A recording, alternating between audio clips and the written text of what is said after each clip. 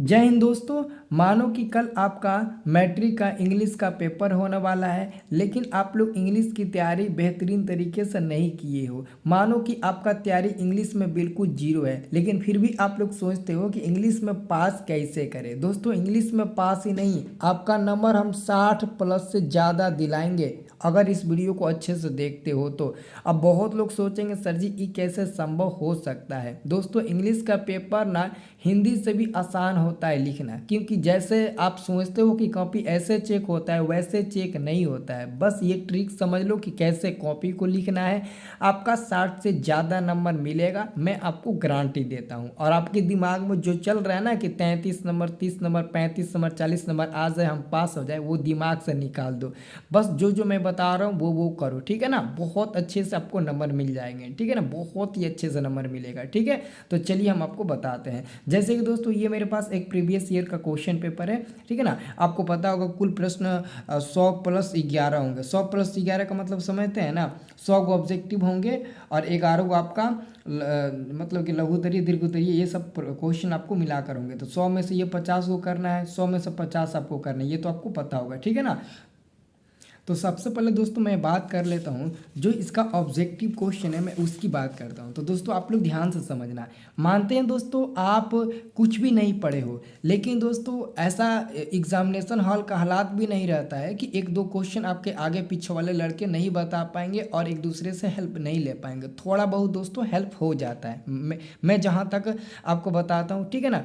तो देखो आपके पास 100 गो ऑब्जेक्टिव क्वेश्चन है। कितना है आपके पास दोस्तों? पूरे का पूरे 100 गो ऑब्जेक्टिव क्वेश्चन है। इसमें से आपको 50 का उत्तर देना है, लेकिन ये तो नहीं है कि आप 100 में 50 सही कर पाएंगे, ये तो पॉसिबल नहीं है, क्योंकि आप एक भी दिन नहीं पढ़े हैं या फिर कुछ दिन पढ़े हैं, फिर भी आप 100 में 50 ऑब्जेक्टिव नहीं सही कर पाएंगे, ये रियलिटी है। लेकिन दोस्तों इतना मैं ज़रूर गारंटी देता हूँ कि आप 25 से 30 नंबर यहाँ से अगर आप नहीं भी पढ़े हो ना, थोड़ा बहुत अपने मन से ज्ञान लगाकर या फिर आगे पीछे देख जाकर आप अगर टिक लगाएंगे ना, या फिर अंदाजे भी टिक लगाते हैं, तो 25 से 30 नंबर आपका ऑब्जेक्टिव मिल जाएगा। इतना मैं ज़रूर गारंटी देता हूँ कि आप लोगों का 30 गो ऑब्जेक्टिव ज़रूर सही होगा।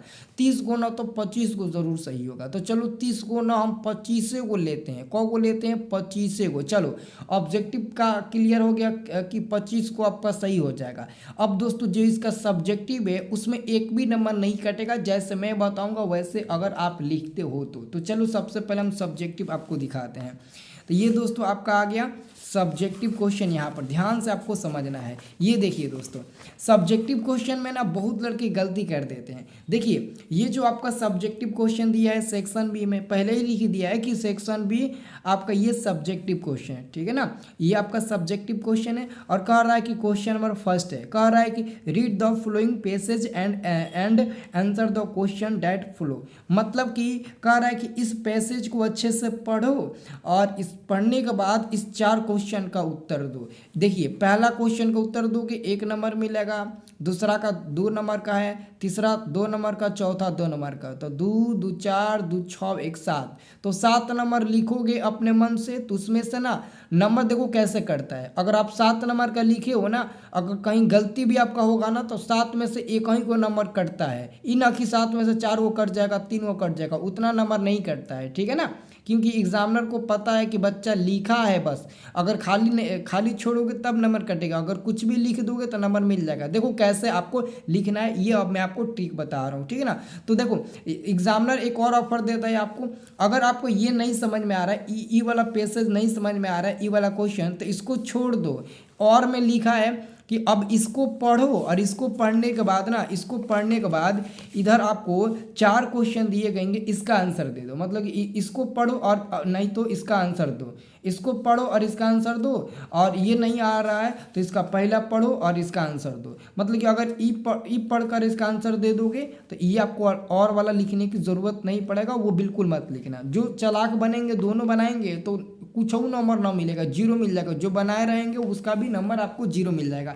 तो सबसे पहले दोस्तों इसको आप लोग अच्छे से पढ़ लीजिएगा। पढ़ने के बाद फर्स्ट क्वेश्चन बहुत आसान होता है, सबको नंबर मिल जाता है। जैसे कि फर्स्ट क्वेश्चन है हु वाज अशोका।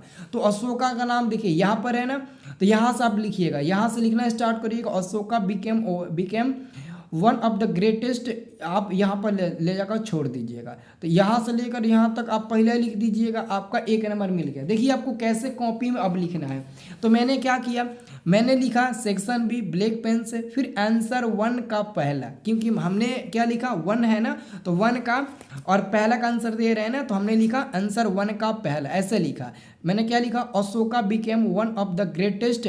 बस आपको इतना ही देखो, एग्जामिनर बस इतना पढ़ेगा, Ashoka became one of the, और वो भी दोस्तों इतना पढ़ेगा, ये आपके लिए 70% चांस बनता है कि नहीं पढ़ेगा, 20 से 30% चांस बनता है कि आपका जो लिखावट हो अगर ऐसा आप लिख देंगे इतना अच्छे अच्छे राइटिंग में सुंदर सुंदर, तो वो पढ़ेगा, ये भी चांस नहीं बनता है। अगर आपका लिखावट बस ऐसा रहेगा ना, तो एग्जामिनर क्या करेगा, रेड पेन उठाएगा, देखेगा सेक्शन बी आंसर 1 का पहले ऐसे टिक लगाएगा और आपको 2 नंबर दे देगा, मेरा पेन ही नहीं चट रहा है, ऐसे साइन करेगा, ये 1 नंबर का है तो 1 नंबर दे देगा, आपका खिस्सा खत्म।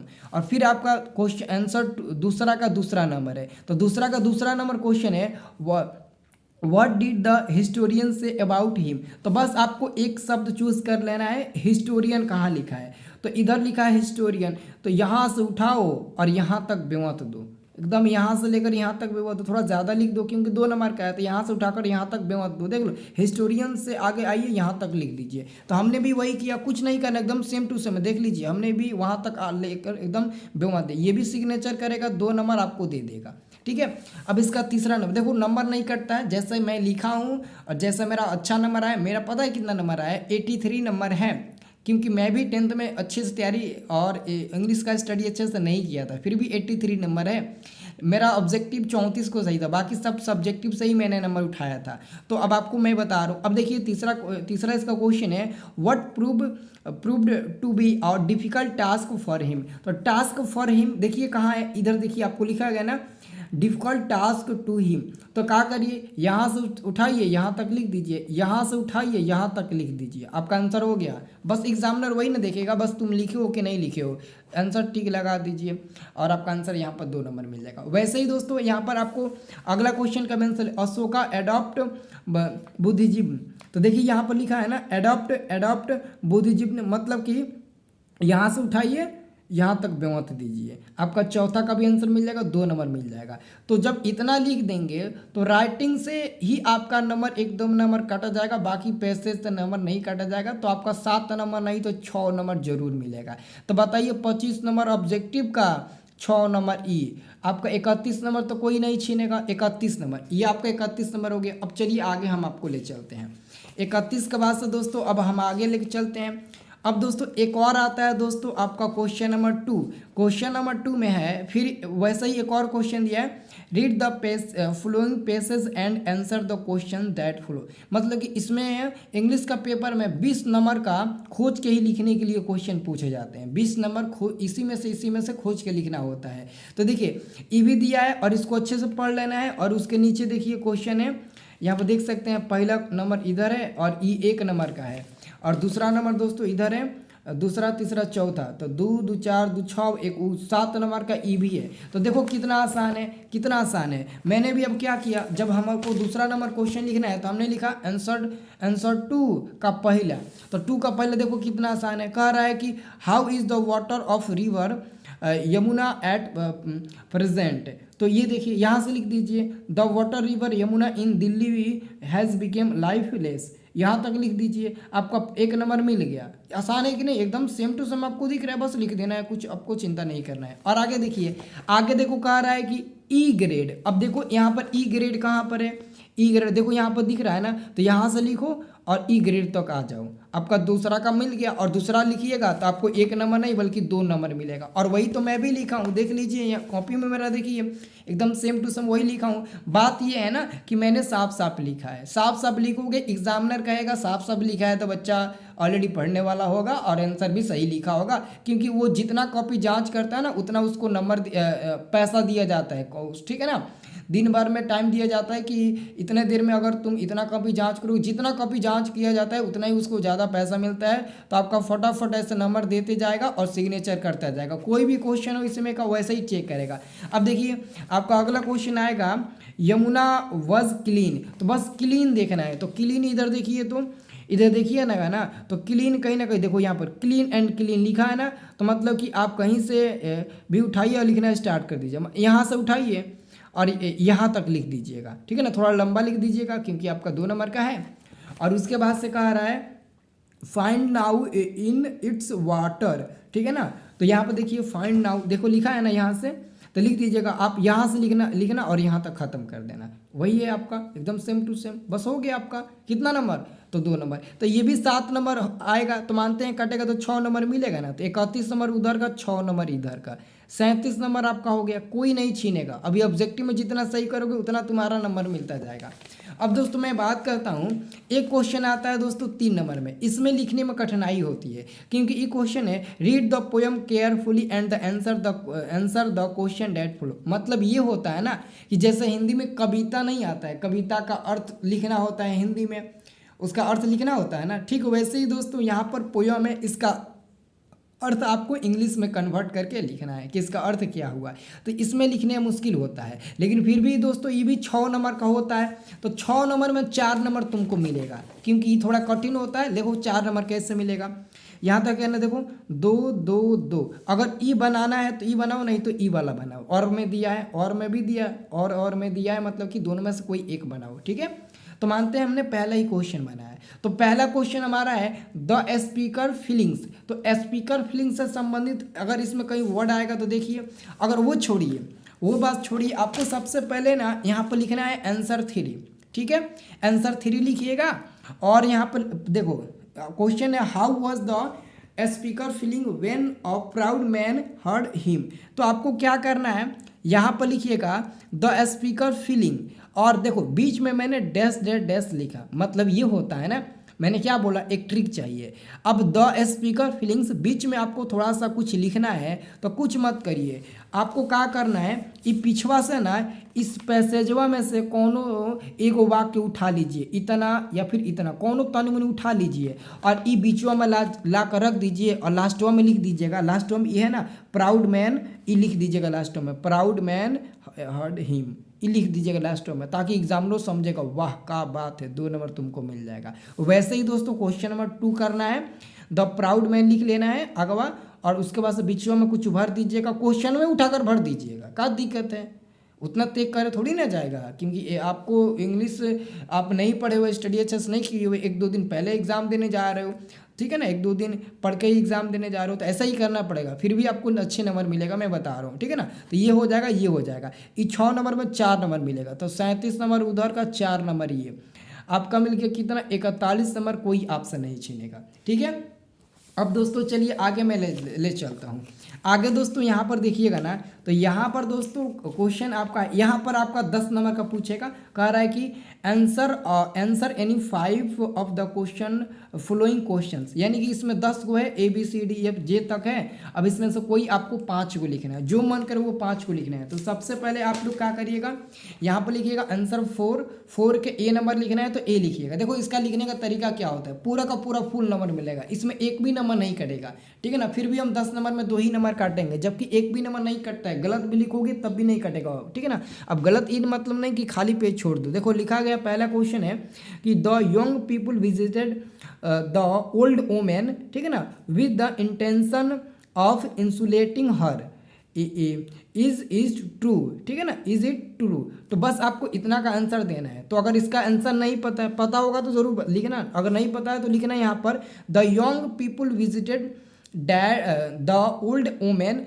और डैश डैश डैश डैश लिख दीजिएगा कुछ हो, ठीक है ना, कुछ कौनों में से 2 अक्षर या फिर 2 लाइन उठा कर लिख दीजिएगा, यहाँ पर आपका 2 नंबर मिल गया, ठीक है ना। और उसके बाद से आपको आंसर 4, अगर आपको B नहीं पता है छोड़ दीजिए, C नहीं पता है छोड़ दीजिए, मानते हैं आपको D पता है तो यहाँ पर लिख दीजिए आप D, आंसर D लिख दीजिए, ठीक है ना, D लिख दीजिए। और D में दोस्तों क्या है, Alexander Arison accept the Nobel peace prize. तो आपको क्या करना है, शुरू करना है उसके नाम से, Alexander Aris accept the Nobel prize on his mother dash dash और भी लिख दीजिएगा। तो ये अपना सिग्नेचर हो जाएगा, आपका 2 नंबर मिल जाएगा, ठीक है ना। देखो एग्जामिनर ऐसे धक्का धक सही करेगा, लाइन बाय लाइन लिख ले रहोगे ना। अब मानते हैं 4 के बाद से D के बाद से E आपको आ रहा है तो E लिख लीजिएगा, ऐसे मतलब कि सिग्नेचर करेगा, 5 सिग्नेचर कर देगा और कहेगा कि थोड़ा बहुत अगर गलती भी दिखेगा ना, कहेगा चलो 10 में 8 नंबर इसको दे दिया जाए तो तुम्हारा 8 नंबर पक्का फिक्स हो जाएगा। ऐसे ही कॉपी चेक होता है। हम भी दोस्तों छोटे क्लास का अपने प्राइवेट स्कूल में कॉपी चेक किए थे, तो हमको भी थोड़ा अनुमान है, लगभग अनुमान नहीं हो जाता है कि कैसे हम लोग कॉपी चेक करते हैं, एक्चुअल में वैसा ही हो जाता है, ठीक है ना। तो दोस्तों उधर हमारा 41 था और इधर 8 जोड़ दीजिए तो हमारा 49 हो गया, यानी कि कितना हो गया 49 नंबर हो गया, यानी कि 49 नंबर का आपका पेपर हो गया। अब चलो आगे ले चलते हैं। आगे दोस्तों यहाँ पर देखिएगा, ये देखिए पैराग्राफ होता है जो कि बहुत इजी होता है। पैराग्राफ का दोस्तों मतलब यहाँ पर समझिए बहुत इजी होता है पैराग्राफ। क्वेश्चन कह रहा है कि right a paragraph of any one of the following in about 60 to 70 words, यानी कि 60 से 70 वर्डों में आपको इन पांचों में से किसी एक पढ़ना आपको पैराग्राफ लिखना है। जैसे मानते हैं ये तीसरा है अ ग्रेट मैन ऑफ इंडिया, तो मानते हैं दोस्तों यहाँ पर हमने लिखा आंसर 5 के तीसरा अ ग्रेट मैन ऑफ इंडिया, क्योंकि आपको लिखना है अ ग्रेट मैन ऑफ इंडिया। तो एक वो शब्द आपको ना 1 मिनट या फिर 2 मिनट टाइम लेकर सोच लेना है अच्छा सा वर्ड कि कौन सा अच्छा सा वर्ड यूज करे जो कि यहाँ पर सूट खा जाएगा। तो मानते हैं दोस्तों a great man of India, तो हमने यहाँ पर लिखा Mahatma Gandhi ji is a great man of India. तो एग्जामिनर अगर पढ़ेगा भी ना तो कहेगा महात्मा गांधी इज द या फिर is a great man of India, तो कहेगा वाह क्या बात है, उसके आगे उसकी पढ़ने की ज़रूरत ही नहीं पड़ेगा क्योंकि उसके पास उतना टाइम ही नहीं रहता है। और बाकी इसमें से पता है क्या लिखना है, वो पैसेजों में से उठाकर डाल देना, जो खोज कर लिखने वाला नहीं है उसी में से उठाकर डाल देना। नहीं तो अगर आपको गांधी जी के बारे में कुछ याद है अला बला तेला तो लिख दीजिएगा और ऐसे आपका नंबर दे दिया जाएगा। ये कौन नंबर का है, ये 5 नंबर का है, तो 5 में 4 नंबर तुमको मिल जाएगा, ठीक है ना। तो 49 में अगर 4 जोड़िएगा तो आपका ये हो जाएगा 53 नंबर आपका हो जाएगा, कोई नहीं छीनेगा 53 नंबर, ठीक है। अब दोस्तों इधर आइए, इधर दोस्तों आइएगा ना, लास्ट आपका पेज बचा है, इसमें कह रहा है कि ना 6, 7, 8, 9, 10, 11 6 गो क्वेश्चन है। इसमें से कह रहा है कि आपको ना 3 को बनाना है, 3 को टच करना है। तो देखो इसमें से सबसे इजी का होता है, सबसे इजी होता है दोस्तों नोटिस, जो कि 6 नंबर आपको बताना है। सब देखो आपको जो मैं बता रहा हूँ ना वही लिखिएगा, सबसे इजी होता है नोटिस, इजी होता है ध्यान में रखिएगा। और उसके बाद से अप्लीकेशन इजी होता है जो कि 8 नंबर में है। उसके बाद से मैसेज आपका सबसे इजी होता है जो 11 नंबर में है। इन तीनों को टारगेट बनाइएगा, एग्जाम में इजी को टारगेट बनाना है, भारी भारी को टारगेट नहीं बनाना है। जैसे कि दोस्तों आप देखिए यहाँ पर आपको नोटिस लिखना है। नोटिस तो देखो नोटिस कैसे लिखा जाता है। नोटिस में तुमको ना आधा से ज़्यादा क्वेश्चनों में दे दिया है। सबसे पहले नोटिस लिखने के लिए देखो आंसर मैंने 6 लिख दिया। नोटिस लिखने के लिए सबसे पहले ऊपर में आप अपने स्कूल का नाम लिखना, RBD high school Siwan Bihar मैंने नाम लिख दिया। फिर उसके नीचे लिखा नोटिस लिखना है। फिर नोटिस लिखा मैंने नीचे लिखा डेट, और डेट के नीचे हमको लिखना है इंटर स्कूल कंपटीशन के लिए हमको नोटिस लिखना है, क्योंकि इसमें बताया गया है कि आपको क्या करना है, नोटिस किसके लिए लिखना है, तो इंटर स्कूल कंपटीशन के लिए आपको नोटिस लिखना है। तो सब में यही काम करना है, सब में अपने स्कूल का नाम लिखना है। जो भी नोटिस पूछते हैं, किसी भी चीज़ से संबंधित नोटिस पूछे, सब में ऊपर आपको नाम लिखना है, बीच में आपको नोटिस लिखना है। फिर यहाँ पर आपको क्या करना है, तो यहाँ पर स्कूल का नाम, यहाँ पर नोटिस, यहाँ पर डेट लिखना है, जो भी आपका डेट होगा, या फिर अंदाजे पर से कुछ भी डेट लिख सकते हो। और यहाँ पर उस जिसके बारे में कहेगा लिखने के लिए नोटिस, उसके बारे में यहाँ पर आपको लिख देना है। तो इंटर स्कूल कंपटीशन है। जैसे कि दोस्तों अभी मैं आपको बता देता हूँ, ध्यान से सुनिएगा, यही क्वेश्चन मैं आपको दिखाने की कोशिश कर रहा हूँ। जैसे कि दोस्तों यहाँ पर आप लोग किताब में देख सकते हो, ये ऑलरेडी आपका गाइड का किताब है। इसमें आपको नोटिस दिख रहा है ना कैसे कैसे लिखा गया। देखिए नोटिस इतना में ही फरिया गया, सब में दोस्तों ऊपर नाम स्कूल का लिखा गया है, सब में ऊपर स्कूल का नाम, फिर नोटिस, फिर डेट लिखा गया है, और जिसके बारे में लिखा जा रहा है वो यहाँ पर लिखा गया है। और बाकी सब आपको थोड़ा सा बीचों में लिखना है, जो कि आधा से ज़्यादा आपको उस क्वेश्चनों में दे दिया है, बस थोड़ा सा और आपको लिखना है, आधा से ज़्यादा तो उसी में दे दिया है। एग्जाम्पल पर अभी मैं आपको बताने वाला हूँ, यहाँ पर देख लीजिए, ये सब आपका नोटिस है, कितना इजी है। अब देखिए यहाँ पर, अब देखिए हमने कॉपी में क्या लिखा, हमने कॉपी में लिखा, देखिए यहाँ पर हमने कॉपी में लिखा यहाँ से, the inter school music competition is to be organise at your school और स्कूल ऑन 25 फरवरी 2024। इतना तो दोस्तों ऑलरेडी आपके कॉपिया में क्वेश्चनों में लिख दिया है। देखो यही है ना, देखो इतना तो लिख दिया है। देखिए यहाँ पर लिखा है ना, देखिए यहाँ पर लिखिएगा the inter school competition to be organise in your school on इतना तारीख, उतना लिख दीजिएगा। अब उसके आगे एगो दो गो लाइन याद कर लीजिएगा, न तो कुछ हो अपने मन से लिख दीजिएगा। और लास्टवा में लिखिएगा मोर डिटेल। मोर डिटेल का मतलब समझते हैं? मोर डिटेल का मतलब होता है कि इसका डिटेल है कविता सिक्योरिटी म्यूजिक क्लब। तो यहाँ पर लिख दीजिएगा नीचे कविता सिक्योरिटी म्यूजिक क्लब। हो गया। कौन नंबर का है? तो ई है 5 नंबर का। तो 5 में 5 नंबर इसका मिलेगा। चलो इसमें भी 1 नंबर काट दिया जाए। तो उधर कितना आपका था? उधर कितना नंबर हुआ था? तो उधर हमारा हुआ था 53 नंबर। तो 53 से हम एगो काट दें तो 53 में अगर हम 4 जोड़ दें तो कितना हो जाएगा? तो 7 हो जाएगा। और ये 5 57 नंबर आपका फिक्स हो गया। अब इसके बाद से दोस्तों मैं आपको बता रहा हूँ अप्लीकेशन। जैसे हिंदी में अप्लीकेशन लिखते हो सेवा में प्रधानाचार्य महोदय ऐसे लिखते हो ना, वैसे ही दोस्तों आपको इंग्लिश में लिखना है। तो इंग्लिश में लिखने के लिए आपको प्रैक्टिस करना होगा। बहुत ईजी है, बहुत ईजी है। सबसे पहले लिख देना यहाँ पर आंसर 8 और उसके बाद से यहाँ पर लिखना सब में करना। अगर प्रिंसिपल देखो एग्जाम में 80% प्रिंसिपल से संबंधित ही आप लोगों से ना एप्लीकेशन पूछा जाता है। तो सबसे पहले प्रिंसिपल से पूछेगा तो लिखिएगा यहाँ पर 2, फिर नीचे का कॉमा, फिर द प्रिंसिपल और बीचों में अपने स्कूल का नाम लिखना। फिर थर्ड्स में आप लोग लिख देना द क्लास टीचर, ठीक है ना, द क्लास टीचर सब में लिखना, ओके। या फिर किसी विषय में अगर कहेगा लिखने के लिए तो विषय का वहाँ पर नाम लिखना, ठीक है ना, आप अपने वहाँ पर सब्जेक्ट लिखना। लेकिन अगर नहीं ना दे तो आपको बस यही लिख देना है। और यहाँ से लिखिएगा सर।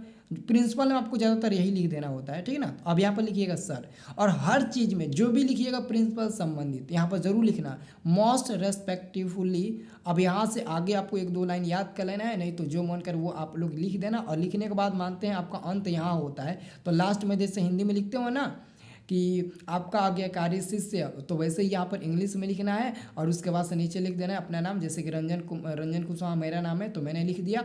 और मेरा सेक्शन बी है तो सेक्शन बी हो गया। और रोल नंबर आपका क्या है 46, तो 46 हो गया आपका। ये 5 नंबर नहीं तो 4 नंबर कोई देगा। देखो एक ही नंबर कटता है, वो भी नहीं कटेगा, ठीक है ना। मैं इसलिए काट रहा हूँ ना ताकि ये नीचवा आप लोग अपने मन से नहीं लिख रहे हो, कहीं से भी कुछ भी उठाकर लिखोगे ना उसी का 1 नंबर कटेगा। बाकी 2 नंबर 3 नंबर ना कटता है, 1 नंबर कटता है, ठीक है ना।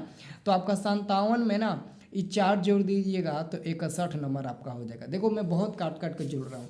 अब उसके बाद से दोस्तों सबसे इजी होता है आपका ई मैसेज जो कि 11 नंबर है। कह रहा ना, देखो तनुश्री कह रही है, देखो तनुश्री है ना, वो अपने एक दोस्त है रेना के पास एक मैसेज भेज रही है ऐसा मतलब कि जो असाइनमेंट मिलता है ना स्कूल में कंप्लीट करने के लिए उसके संबंध में। तो यहाँ पर सबसे पहले लिखना मैसेज, यहाँ पर डेट लिख देना, नीचे टाइम लिख देना, सब में लिखना है। मैसेज डेट टाइम सब में लिखना है। और किसके पास तुम भेज रही हो? जो तनुश्री है, देख लीजिए तनुश्री भेज रही है रीना के पास मैसेज। तो यहाँ पे लिखिए Reena we have been given an assignment by the teacher to complete it is difficult to complete the assignment, so you come to my house with notes to complete the assignment, please inform your parents। और यहाँ पर लिख दीजिएगा तनुश्री। अब इसका मतलब ये हुआ कि जो तनुश्री है वह कह रही है रीना से मैसेज लिखकर कि जो हमारे स्कूल में टीचर असाइनमेंट दिए थे कंप्लीट करने के लिए उसको हमने कंप्लीट कर लिया। वेरी डिफ़िकल्ट था लेकिन मैंने उससे कंप्लीट कर लिया। सो आप भी मेरे हाउस आ जाओ, मेरे घर आ जाओ और इस असाइनमेंट को कंप्लीट कर लो, इस नोट्स को कंप्लीट कर लो, लेकिन आप अपने पेरेंट्स को इजाज़त लेकर ही आइएगा, तनुश्री मैं बोल रही हूँ, ऐसा उन्होंने लिखा, ठीक है। अब यहाँ पर आपको मैं दिखाना चाहता हूँ कि जो इसका मैसेज होता है ना वो कितना ईजी होता है। ध्यान से देखिएगा, आप देखेंगे ना तो कहेंगे सर जी वाह सर जी क्या बात, इसका मैसेज इतना ईजी कैसे हो सकता है, आप यकीन ही नहीं करेंगे, ठीक है ना। अभी देखो मैं आपको यकीन करा रहा हूँ, ठीक है ना। किधर गया जी मैसेज? हाँ इधर देखिए, आपको मैं इधर दोस्तों दिखाने वाला हूँ। ये आपको दिख रहा है ना, देखो कितना इजी है। जैसे कि ये सब क्वेश्चन कभी ना कभी पूछा ही है। देखो 11 नंबर है, मैसेज इतना में ही सिमट गया। 12 नंबर है, इतना में ही सिमट गया। 13 नंबर इतना में ही सिमट गया। 14 नंबर इतना में, 15 नंबर इतना में, सब इतना में लिखना है। क्या करना है, सब में डेट डालना है, टाइम डालना है, डेट टाइम सब में डालना है। आपको दिख रहा है ना, तो सबसे ईजी यही होता है। तो टारगेट इन सबको आपको बनाना है, ठीक है ना। तो उम्मीद करते हैं ये वीडियो बहुत अच्छा लगा होगा तो लाइक कमेंट ज़रूर करना और चैनल को भी सब्सक्राइब कर लेना। डिस्क्रिप्शन में फ्री वाला व्हाट्सएप ग्रुप है, उसे आप लोग ज्वाइन जरूर कर लीजिएगा, ठीक है ना दोस्तों। धन्यवाद दोस्तों, मिलते हैं नेक्स्ट वाले वीडियो में, तब तक के लिए जय हिंद जय भारत।